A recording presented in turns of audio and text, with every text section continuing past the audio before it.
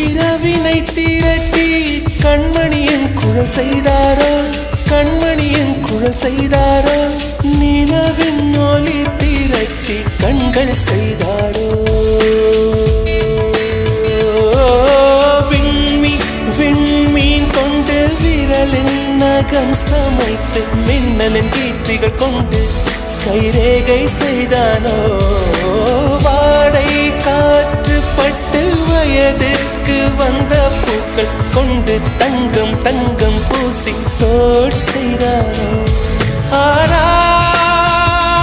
பெண்ணே